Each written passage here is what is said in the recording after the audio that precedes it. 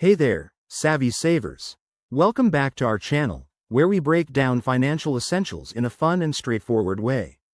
Today, we're tackling how to find the routing number of Union Bank in 2025. If you're setting up direct deposits, payments, or just managing your accounts, knowing your routing number is crucial. It's like the address for your bank in the vast world of transactions. Let's jump right in. First off, what's a routing number? It's a 9-digit code that identifies your bank and helps route money securely. For Union Bank, this number might vary slightly based on your location or account type, so always double-check for accuracy, especially with potential updates in 2025. Method 1.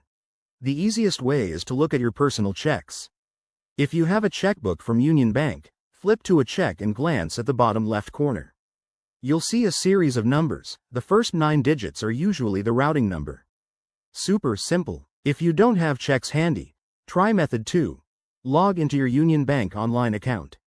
Head to your account dashboard and look for the Account Details or Routing Information section. Banks often display this right there for quick access. Make sure you're using the latest app or website version, as Union Bank might have refreshed their interface by 2025. Another option is visiting the Union Bank website. Go to their official site, navigate to the Help or Resources page, and search for routing numbers. They usually have a list based on state or branch. Remember, it's 2025, so keep an eye out for any announcements about changes due to new banking regulations. If all else fails, contact Union Bank's customer service.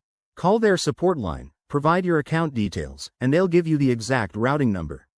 It's a reliable backup and gives you a chance to ask any other questions. There you have it, folks.